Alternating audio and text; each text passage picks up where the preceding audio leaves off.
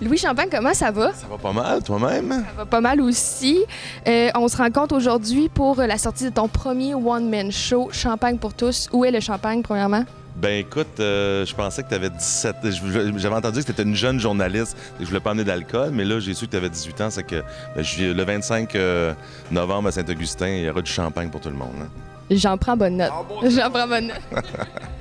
Je veux qu'on parle du rodage. Tu es en rodage tout l'été. Tu es encore en rodage d'ailleurs en ce moment. Comment ça s'est passé et comment ça va?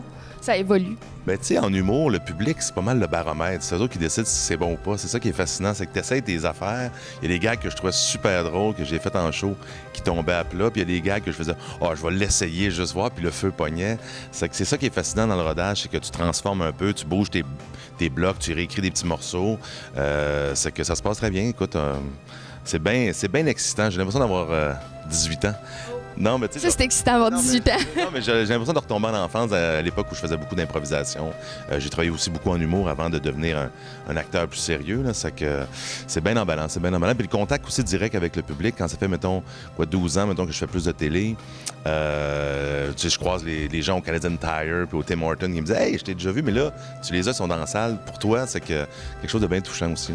Bien, je voulais justement t'en parler de la relation avec le public qui est extrêmement différente qu'à la télévision. Qu'est-ce qui est venu te chercher le plus, tu sais, quand on est dans un téléroman comme 30 vies, on voit pas notre public, là, tu le vois, tu es dans la salle, ils sont à 1 mètre de toi. Qu'est-ce qui t'intéresse le plus dans ce fait-là? Ben, je me rends compte que les gens m'aiment. Tu sais, dans le sens, puis ils viennent aussi, puis ils me connaissent pas trop, je pense, comme quelqu'un de drôle. C'est que là, ils ont une méchante surprise, je pense, parce que je pense que, tu sais, le monde étiquette souvent les gens pour une affaire, même si j'ai travaillé pendant quasiment 10 ans en humour, comme metteur en scène, script éditeur, j'ai travaillé beaucoup avec des humoristes aussi.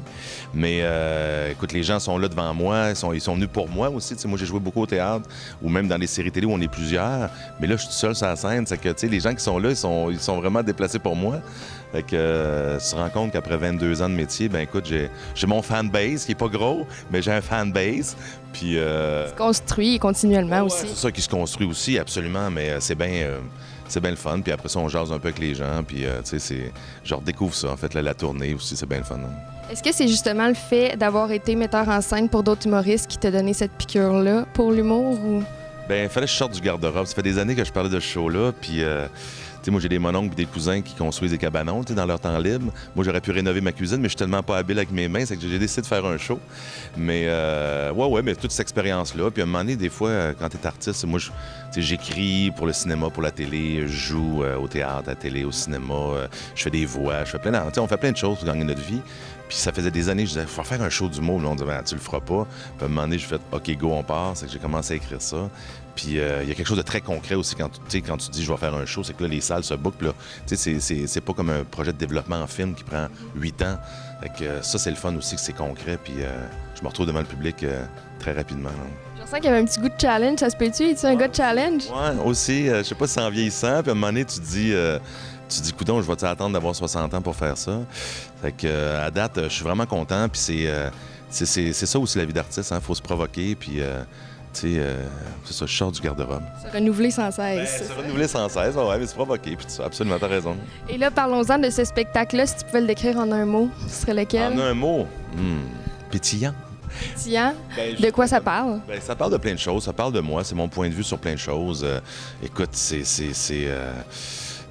passer une belle soirée. Moi, je vois ça comme un bon repas. Je me dis, je vais servir une entrée croustillante de blagues salées avec un plat principal un peu plus costaud avec de la bedaine et du bourrelet et une finale en chanson et en danse. Ça va être un bon show. Du côté sucré à la fin.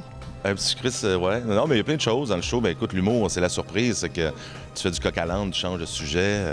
Il y a certains grands thèmes. Tu sais, dans mon show, je dis champagne pour tous, gratuit pour les vieux. Je fais une blague un peu avec ça, mais j'ai un numéro sur les vieilles madames. J'adore les vieilles madames. Je trouve ça beau. Pas sexuellement, bien sûr, mais parce que je sais qu'il y a du monde tordu, mais pas à Québec, non, c'est vrai. Non, c'est ça, mais tout ça pour dire que je parle de ça, je parle de tous les jobs que j'ai fait avant de devenir comédienne, de me retrouver sur scène, plein de choses. Écoute, j'ai des chansons aussi originales que j'ai créées, c'est que, ouais, je pense que ça va être le fun. Et là, tu viens d'en parler un peu, mais moi, j'ai le goût de développer sur ce que j'ai lu dans le communiqué de presse. gratuit pour les 78 ans et plus. C'est vrai, ça? Il y a quelques billets gratuits pour les 78 ans et plus, parce qu'on se disait toujours, c'est toujours les 7 à 77 ans qui ont tout, même au Monopoly, 7 à 77 ans.